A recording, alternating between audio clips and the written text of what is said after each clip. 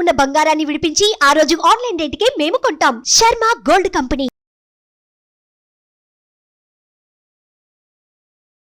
నమస్కారం. ప్రస్తుతం మనతో పాటు శ్రీ వీరబ్రహ్మేంద్ర స్వామి వారి ఉపాసకులు, కాలజ్ఞాన ప్రవచనకర్త, ప్రాచీన సంఖ్యాశాస్త్రం మరియు ప్రశ్నాశాస్త్ర నిపుణుడు శ్రీ కృష్ణమాచార్యులు గురువుగారు ఉన్నారు. వారితో మాట్లాడదాం. గురువుగారు నమస్కారం అండి. జై వీరబ్రహ్మ జై గోవిందమాంబ జై. నమస్కారం అమ్మ. గురుగారు, జనసేన అధినేత పవన్ కళ్యాణ్ గారు సీఎం అయ్యే అవకాశం ఉందంటారు. ప్రశ్నాశాస్త్రం పరంగా వారి రాజకీయ భవిష్యత్తు ఎలా ఉండబోతుందంటారు? జనసేన పార్టీ అధినేత పవన్ కళ్యాణ్ గారి మీద అభిమానులు ఎన్నో ఆశలు పెట్టుకున్నారు. మరి ఆంధ్రప్రదేశ్లో ఉన్నటువంటి ప్రస్తుత రాజకీయ సమీకరణాలే కాదు, భవిష్యత్తుకు సంబంధించి పవన్ కళ్యాణ్ గారి యొక్క పార్టీ జనసేన అధికారంలోకి రాబోతుందా, మరి ఆయన ముఖ్యమంత్రి అయ్యేటువంటి అవకాశం ఉందా? శివాయ బ్రహ్మణే నమ, వీరబ్రహ్మేంద్ర స్వామినే నమో నమ, జై వీరబ్రహ్మ జై గోవిందమాంబ జై. చాలా విచిత్రవంతమైనటువంటి అంశం. 3 దేవగురువు అయినటువంటి బృహస్పతికి సంబంధించినటువంటి ఫలితం. పవన్ కళ్యాణ్ గారు ఉత్తరాషాఢ నక్షత్రం మకర రాశిలో జన్మించారు. ప్రస్తుతం మకర రాశిలో శని భగవానుడు ఉన్నాడు లగ్నస్థానంలో. వారికి ఏలినాటి శని ఫలితం జరుగుతుంది. మరోవైపు గురుమహర్దశలో కుజుడి యొక్క భుక్తి వారి యొక్క జన్మజాతక ప్రకారం జరుగుతుంది. సాధారణంగా అనుకుంటాం, ఏలినాటి శని జరుగుతూ ఉన్నటువంటి సందర్భంలో శని అన్ని కష్టాలను ఇస్తాడు, నష్టపోతూ ఉంటాం. ఈ అపోహలు అపార్థాలు అందరికీ ఉంటాయి. ఎవరి జాతకంలోనైనా సమస్యలు వస్తే మనకు శని పట్టుకుంది, శని పట్టుకుంటే ఈ విధమైనటువంటి ఇబ్బందులు వస్తాయి, సమస్యలు వస్తాయని. కానీ జ్యోతిష్ శాస్త్రానికి కూడా ఒక పరిధిలో ఆలోచన చేస్తే ఈ విధమైన ఇబ్బందులు ఉన్నాయి. కానీ ఒక పరిధి దాటి ఆలోచన చేస్తే అనురాధ నక్షత్రంలో జన్మించినటువంటి వృశ్చిక రాశి జాతకుడైనటువంటి నరేంద్ర మోదీ గారు ఇదే ఏలినాటి శనిలో మళ్ళీ అధికారంలోకి వచ్చారు. ఈనాడు దేశ ప్రధానమంత్రిగా ఉన్నారు. మమతా బెనర్జీ గారి యొక్క జాతకంలో కూడా గతంలో ఏలినాటి శని జరుగుతూ ఉన్నటువంటి సందర్భంలో పశ్చిమ బెంగాల్కి ముఖ్యమంత్రి అవుతారో కాదో అన్నటువంటి సందర్భంలో మేము ఖచ్చితంగా చెప్పింది, మళ్ళీ ఆవిడే ముఖ్యమంత్రి వర్యులు అవుతారు. కారణం, ఏలినాటి శని ఫలితాలు అన్నటువంటివి ఖచ్చితంగా అందరికీ కూడా ఇబ్బంది కలిగించేటువంటివి కావు. శని ఆత్మకారకుడిగా ఉన్నటువంటి ఏ జాతకుడైనా ఉత్కృష్టవంతమైనటువంటి ఫలితాలను పొందుతారు. అమాత్యుడు అంటే మంత్రి, ముఖ్యమంత్రి ఈ స్థానాల్లో ఉండగలిగినటువంటి పరిస్థితులు ఉంటాయని ఎన్టీఆర్ గారి యొక్క జాతకం కూడా నిరూపించబడింది. మరి పవన్ కళ్యాణ్ జాతకంలో అందరూ చెప్తుంది, ఉత్తరాషాఢ నక్షత్రం, మకర రాశి, ఏలినాటి శని ఫలితం ఒకటి ఉంది. ప్రస్తుతం గురుమహర్ దశలో కుజుడి యొక్క భుక్తి. 2023లో దేవగురువు అయినటువంటి బృహస్పతి యొక్క మహర్దశలో రాహు సంబంధమైనటువంటి భుక్తి నడవబోతుంది. ఇది కొంచెం ఇబ్బంది కలిగించేది. ఇప్పటికే చెప్పాం, దేవగురు అయినటువంటి బృహస్పతి యొక్క ఫలితం అంటే అమాత్యుడు భవిష్యత్తులో ముఖ్యమంత్రి లేదా మంత్రి లేదా తత్సమానమైనటువంటి ఉన్నతమైన స్థితిగతుల్లోకి వెళ్ళగలిగినటువంటి పరిస్థితి. ఇది వెంటనే ఈ ఎన్నికల్లో కాకపోయినా ఈ ఎన్నికల్లో అవుతారని చెప్పడానికి కాదు, కానీ దేశ కాలమాన పరిస్థితులను బట్టి చూస్తే జనసేన అధినేత అయినటువంటి పవన్ కళ్యాణ్ గారు సమీపమైనటువంటి భవిష్యత్తులో, అది రాష్ట్రంలో అవ్వచ్చు, కేంద్రంలో అవ్వచ్చు, మంత్రి, అది క్యాబినెట్ ర్యాంక్ అవ్వచ్చు, లేకపోతే కేంద్ర స్థాయి మంత్రి అవ్వచ్చు, మంత్రి పదవికి సమానమైనటువంటి స్థితిగతుల్లో సమీపమైన భవిష్యత్తులోనే వెళ్ళబోతున్నారు. అంటే ఎంత కాలం అని అనుకోవచ్చండి సమీపమైన భవిష్యత్ అంటే? 2026 లోపు. 2024లో మనకు ఎన్నికలు రాబోతున్నాయి. 2026లో వీరికి శని మహర్దశ రాబోతుంది. ఇప్పుడు చెప్పుకున్నాం, ఏలినాటి శని కొంతమందికి ఇబ్బందికరమైన స్థితిగతులను ఇస్తుంది అన్నటువంటి అపోహ మాత్రమే మనకుంటుంది. కానీ శని కూడా ఏలినాటి శనిలో ఉత్కృష్టవంతమైనటువంటి ఫలితాలు కొంతమంది జీవితాల్లో మనం చూస్తూ ఉంటాం. దానికి తార్కాణంగా ప్రధాని మోదీ గారు, పశ్చిమ బెంగాల్ అధినేత్రి అయినటువంటి మమతా బెనర్జీ గారు, అరవింద్ కేజ్రీవాల్ యొక్క జాతకంలో కూడా శని సరిగ్గా లేకపోయినా కూడా మళ్ళీ వారు ఢిల్లీలో ముఖ్యమంత్రిగా అంటే ఒకానొక సందర్భంలో మొట్టమొదట గెలిచినప్పుడు కాంగ్రెస్తో కలిసి ప్రభుత్వాన్ని ఏర్పాటు చేశారు. ఒకానొక సందర్భంలో చాలా త్వరగా మళ్ళీ వాళ్ళు ఎన్నికల్లోకి వెళ్ళారు. అప్పుడు ఎవరైనా కూడా అరవింద్ కేజ్రీవాల్ గెలుస్తారని ఎవరికి కూడా నమ్మకం లేదు. కానీ వారి జాతకంలో అంగారకుడు కుజుడు, శని ఈ 2 గ్రహాల యొక్క యోగ కారకత్వం వల్ల ఎవరు ఊహించనటువంటి విధంగా అన్ని స్థానాల్ని కూడా ఇంచుమించుగా 90% పైగా స్థానాల్ని వాళ్ళు సాధించారు. అంటే అర్థం ఏమిటంటే జాతకంలో శని బలంగా ఉంటే మనకి ఇబ్బందులను కష్టాలనే కాదు యోగదాయకమైనటువంటి ఫలితాన్ని కూడా ఇస్తారు. ప్రత్యేకించి వృషభ రాశి లాంటి జాతకులకి కొన్ని ప్రత్యేకమైనటువంటి లగ్నాలకి శని రాజయోగ కారకుడు అవుతాడు. పవన్ కళ్యాణ్ గారి యొక్క జాతకంలో ఈ గురు మహర్దశ అంత్యంలో వారికి గురువులో రాహు యొక్క భుక్తి రాబోతుంది. అతి త్వరలో అంటే ఒక 3 సంవత్సరాల్లో ఈ గురు మహర్దశ కూడా పూర్తి కాబోతుంది. ఈ గురు మహర్దశ యొక్క భుక్తి పూర్తయిపోయే లోపు అంటే ఈ మహర్దశ పూర్తయిపోయే లోపు రాజయోగ సంబంధమైనటువంటి కారకత్వాలు రాబోతున్నాయి. అంటే పార్టీ అధికారంలోకి వచ్చే అవకాశం ఏమన్నా ఉంటుందంటారండి? జనసేన పార్టీ అధినేతగా ఉన్నటువంటి పవన్ కళ్యాణ్ గారి యొక్క జాతకంలో ఉన్నటువంటి పరిస్థితులు పార్టీ కూడా మనం అన్వయించుకుంటే పార్టీ స్వతంత్రంగా అధికారంలోకి వచ్చేటువంటి పరిస్థితులు ఇప్పట్లో లేవు. జనసేన పార్టీ మళ్ళీ చెప్తున్నాను స్వతంత్రంగా అధికారంలోకి వచ్చేటువంటి అవకాశాలు ఇప్పట్లో లేవు. జనసేన పార్టీ 3 వ్యక్తుల యొక్క కూటమిగా ఆ పార్టీ వారితో పాటు మరో 2 కలుపుకొని మొత్తానికి 3 వ్యక్తుల యొక్క కూటమిగా సమీపమైనటువంటి భవిష్యత్తులో అధికారానికి దగ్గరగా వెళ్ళటం కానీ అధికారయుక్తమైనటువంటి స్థానంలో వారి పార్టీ కూడా భాగస్వామ్యం అయ్యేటువంటి పరిస్థితులు ఉన్నాయి. రెండవది అటు కేంద్రంలోనూ లేదా రాష్ట్రంలోనూ అమాత్యుడు మంత్రి పదవికి సమానమైనటువంటి రీతిలో పవన్ కళ్యాణ్ గారు ఉండబోతున్నారు.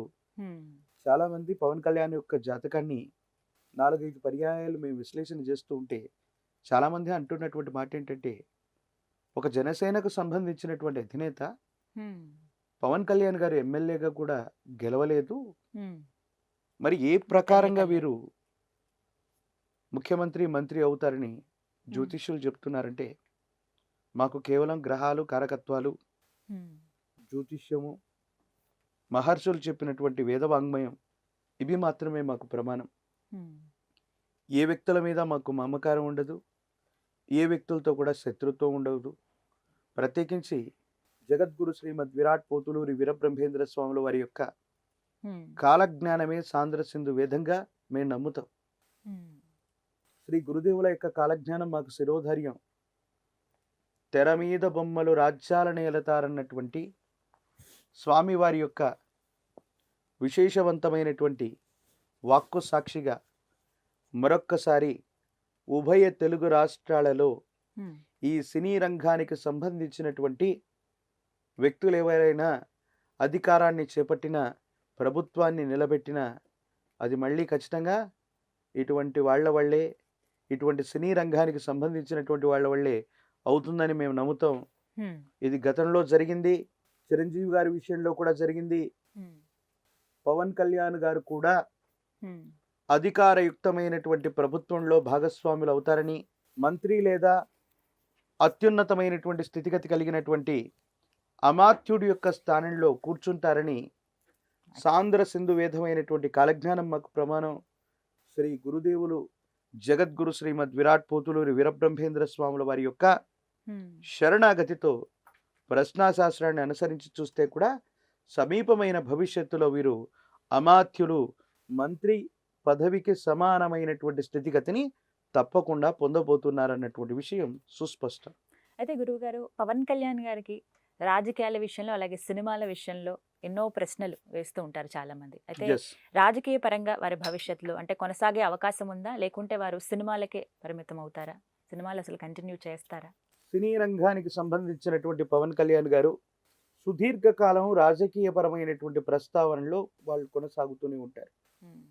ఈ రాజకీయపరమైనటువంటి ఈ ప్రస్థానంలో వారు సుదీర్ఘకాలం ఉండేటువంటి అవకాశం ఉంది. కానీ రాబోయేటువంటి 3 సంవత్సరాల్లో సినీ రంగానికి సంబంధించినటువంటి స్థితిగతుల్లో కూడా 3 సంఖ్య కలిగినటువంటి సినిమాలు వారు మళ్ళీ చేస్తారు. సినిమా రంగంలో ఉంటారు రాబోయే 3 సంవత్సరాలు. సుదీర్ఘకాలం మాత్రం రాజకీయపరమైనటువంటి ప్రస్థానంలోనే ఉంటారు. కానీ గురుమహర్దశలో రాహు యొక్క భుక్తి, ఇప్పుడు గురుమహర్దశలో కుజుడి యొక్క భుక్తి నడుస్తోంది. రాబోయేటువంటి గురుమహర్దశలో రాహు యొక్క భుక్తి భద్రతాపరమైనటువంటి చర్యలు అవసరం. పవన్ కళ్యాణ్ గారికి శత్రువులని కాదు కానీ భౌతికపరమైనటువంటి దాడులు జరిగేటువంటి అవకాశం. అంటే గురువులో కుజుడి యొక్క భుక్తి, గురువులో అంగారకుడి యొక్క భుక్తి, స్నేహితులు, సన్నిహితులు, నమ్మినటువంటి వ్యక్తులు, వీళ్ళ వల్ల, చాలా దగ్గర వాళ్ళ వల్ల, ఏదైనా భద్రతా సంబంధమైనటువంటి కారణాల వల్ల ఇది జరుగుతుందని కాదు కానీ ఒక ముఖ్యమైనటువంటి నేతకు సంబంధించినటువంటి భవిష్యత్తు గనక జ్యోతిష్యపరమైనటువంటి విషయాలు దేశ కాలమాన పరిస్థితుల్లో మంచి చేయటానికి అవకాశం ఉంది. కాబట్టి ముందస్తుగా ఫలితాన్ని రేపు పొద్దున ఏదైనా జరిగిన తర్వాత ఇది నేను ముందే ఊహించానని చెప్పడం కంటే జరగబోయేటువంటి అంశాన్ని గనక మనం తెలుసుకోగలిగితే ఆ చెడుని, ఆ మార్జిన్ని మనం తగ్గించే ప్రయత్నం చేయొచ్చు. భద్రతా వైఫల్యాలు, భౌతికపరమైనటువంటి విషయాల్లో దాడులు వీరి జాతకంలో జరగడానికి కాస్త అవకాశం ఉంది. అవి ప్రమాదకరంగా ఉంటాయంటారా? ప్రాణాపాయ సంబంధమైనటువంటి పరిస్థితుల్లో బయటపడతారు, ఇబ్బంది లేదు. కానీ భౌతికంగా ఏదైనా శరీరానికి బాధ కలిగేటువంటి అవకాశాలు ఉండే స్థితిగతి 2023వ సంవత్సరం రాబోయేటువంటి గురుమహర్దశలో రాహు యొక్క భుక్తిలో కలిగేటువంటి పరిస్థితులు ఉన్నాయి. ఈ 2022వ సంవత్సరంలో గురుమహర్దశలో అంగారకుడి యొక్క భుక్తిలో అటువంటి ఇబ్బందులు, సమస్యలు ఏవో ఉన్నట్టుగా మనం చూస్తున్నాం. మీడియాలో కూడా మొన్న ఎప్పుడో ఈ వార్తలను మనం చూసాం. శ్రీ శుభకృత నామ సంవత్సర పంచాంగ శ్రవణంలో కూడా మనం చెప్పొచ్చింది, భద్రతాపరమైనటువంటి చర్యల వల్ల పవన్ కళ్యాణ్ గారికి సమీపమైనటువంటి భవిష్యత్తులో ఏదైనా ఒక ప్రమాదం పొంచి ఉంది. దీని నుంచి బయటపడవలసినటువంటి స్థితిగతులు కూడా కలుగుతున్నాయి. రాబోయేటువంటి 2-3 సంవత్సరాలు లేదా మరో 3 సంఖ్య కలిగినటువంటి సినిమాలు వీరు చేస్తారు. సుదీర్ఘకాలం మాత్రం రాజకీయపరమైనటువంటి ప్రస్థానంలోనే వీరుంటారు.